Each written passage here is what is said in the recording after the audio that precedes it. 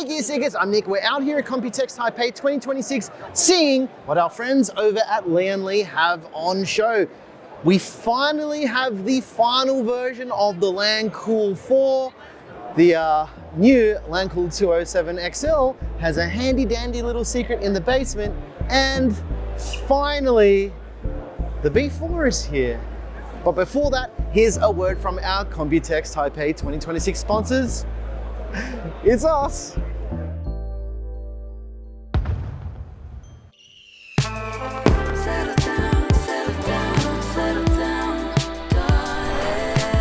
Our Computex 2026 coverage is proudly brought to you by us. No major sponsor this year, we're doing our own thing. If you'd like to support the channel, hit the subscribe button, and if you like the music you hear on the channel, we make the music. You can listen to it by becoming a channel member. Now back to the show. Last year, Lian Li showed us a prototype of the B4 MATX, but this new iteration is slightly different. They've decided to make it a dual mode case in the way that it can either be upright or you can lay it down. They've also added they've added some wood, guys. Can you believe it? We've never seen this before. We've never ever seen a case with wood, but it does have some cool little features. As you saw, the B4 MATX is in the upright position on the black version of the case. On the white version, it's in the nice orientation, but to get inside is where the real trick happens with this case.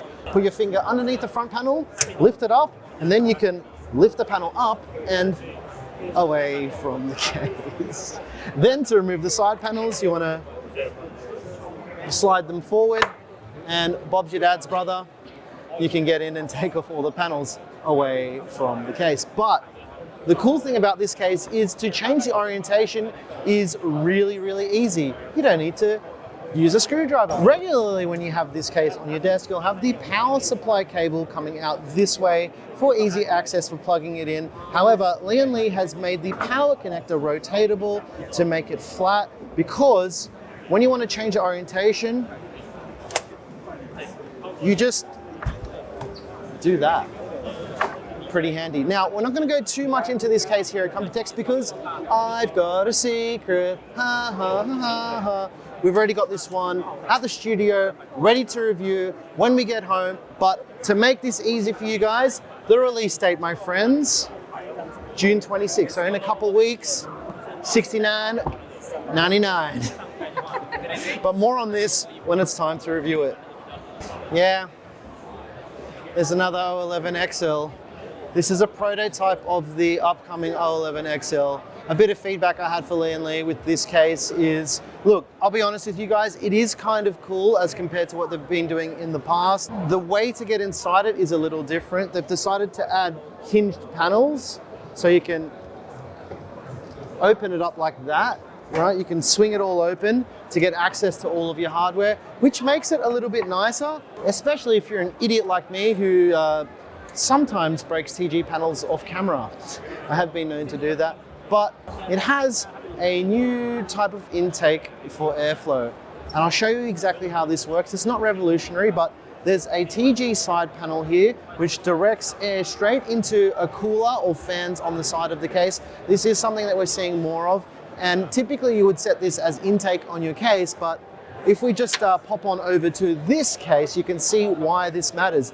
There's a mesh panel here that helps with intake on the side of the new 011. But when it comes to prototypes, guys, I know that vendors who make these cases really love to show prototypes on the booth, but I would like to see something more solid because, I don't know if I mentioned it, maybe I did, this panel is really saggy, and by the end of the show, this is the first day, this thing's gonna be absolutely cooked. Oh, you guys asked if I really called him that. Hello, it's PC Mister. Whoa, hello. I was talking about the review of the 011 M Vision that we did the other day, and I made a joke about PC Mister, and people didn't believe that I call you PC Mister in person. Unfortunately, he does. Mr. PC as well. How are you, bro? Good to see you. When we reviewed the Lian Cool 207 when it came out, I said to you guys that the 207 is one of my favorite Lian Li cases that I've seen in a long time for a few reasons. First of all, moving the power supply to the front of the case is a no-brainer. It's awesome. It makes it really easy to build. Having an extension cable is really not a big deal, but they've gone one step further this year. They've redesigned the front panel. Looks like jail bars, if you've ever been to jail, I don't know. But they have 2 crossflow fans. So last year at Computex, you would have seen that Triax had the Flover takeover. And when we reviewed the Flover, we really liked it. There's other media outlets that didn't really like it. You know exactly who I'm talking about. You don't have to hate on everything. This has 2 of those crossflow fans in the bottom. These are smaller than the Flovers, but they're a little bit more dense with their cooling capacity. Lian Li is telling me that when they're doing their GPU testing with these crossflow fans, as opposed to the regular 207 with the 2 120s in the bottom, they're getting a 3-degree temperature delta between the crossflow fans and the regular old conventional boring spinny boys. Let us know what you think about crossflow fans down below in the comments section. So the way the crossflow fans work is basically the same way that your air conditioner compresses air.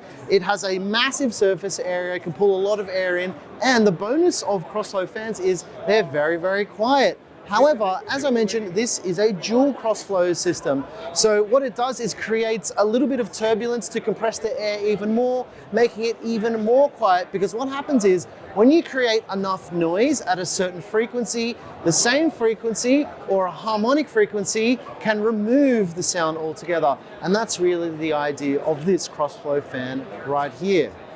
How cool is that? And it's PWM powered. As for pricing and availability, the LanCool 207 XL will be coming in Q4 of this year, starting at $129 for both the black version and the white version, and it also includes the dual 170mm fans at the front. Let us know what you guys think down below. I'm really liking it. I think this is kind of the sweet spot. And this is just so freaking cool. And finally, friends, the LanCool 4. This case has had more iterations than any other LanCool case ever, because the iterations have come before the case is even launched. This is like the 5th version of this case that I've seen, but we're in its final form now. We've got these 3 integrated fans in the front TG panel. They've rotated the power supply. There's an optional screen on the side here as well. There's hard drive mounting underneath this. You can change the angle of the fans as well. What they've done is tried to do absolutely everything with the LanCool 4. In fact, there's almost too much to talk about with this case. So guess what? We're not going to talk about it, because at Computex this year, oh, you're still filming? Why are you still filming? That's all you need to know about the LanCool 4 is I don't have enough time to talk about this right now, and it's not even my fault. Come on, you really think I'd do you dirty like that, guys? This is me. We've got these massive fans up the front. There's addressable RGB rings that will all connect to L-Connect on the front of the case as well. The LanCool 4 supports back connector motherboards, 360mm liquid coolers at the top. Like I mentioned already, you can now angle the fans because the back panel of the case is open and it allows for additional airflow for your GPUs. And why this is cool is, I always talk about when you change the angle of air, you reduce the airflow, but if you hit it at the right angle, you're kind of bouncing air around the case in a good way. So what happens is you pull the air in at 45 degrees, it bounces off the case at 45 degrees, and the angle of incidence is the angle of reflection. Quick maths, you get a 45-degree change with the airflow straight into the graphics card, improving your GPU thermals overall, right? I may look stupid, but yeah. I know, yeah, I am stupid. What else is there? What do you guys think about the LanCool 4? It's great to see this in its final form. We kind of saw this last year at Computex. It was very unfinished. This feels a lot more polished. And the first version we saw of CES 2025 is nothing like this. Well, that's everything that I think you guys will find interesting at Lian Li at Computex Taipei 2026. There are some things I didn't talk about. First being the new P28 V2 fans. It's the classic P28 formula with an integrated RGB strip. They sold a RGB kit for the original P28 fans, which they sent out to us, and I just never used it.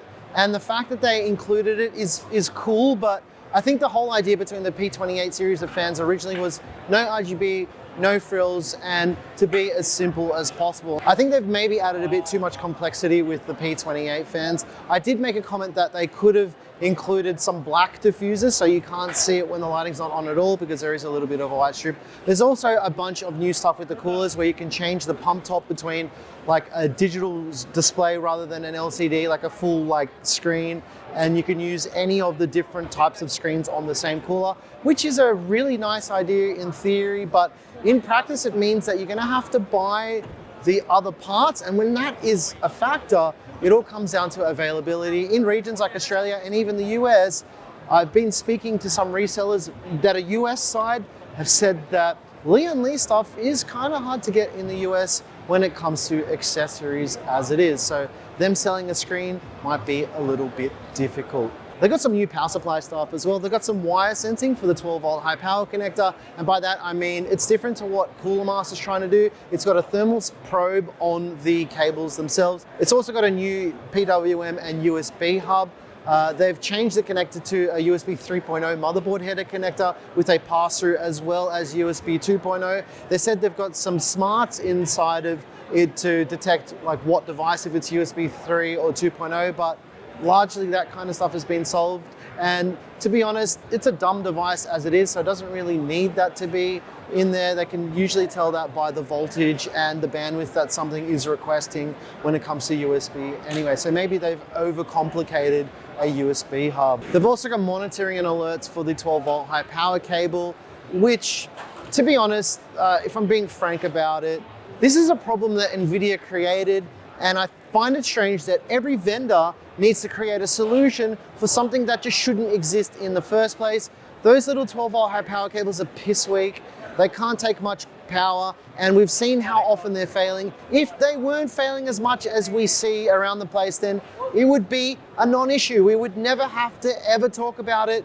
But shout out to Adam Patrick Murray at PC World. This morning when we were having breakfast, he kind of made me think more about why it's good for these companies, because it's created a market that really didn't exist, solving something that NVIDIA created. It's weird. They giveth with one hand and taketh away with the other, or in this case, they giveth with one hand and giveth more with AI. I don't know. Anyway, guys, that's going to do it here for Lian Li at Computex Type A 2026. Let us know what your favorite thing was. It's a little bit light this year for me, if I'm being honest. Land Cool 4, we've seen a bunch of them, but it's got to be the B4 M-ATX. But for our full review, make sure you're subscribed. If you like the music you heard here, I make all the music. The B4 review is coming in probably 2.5 weeks.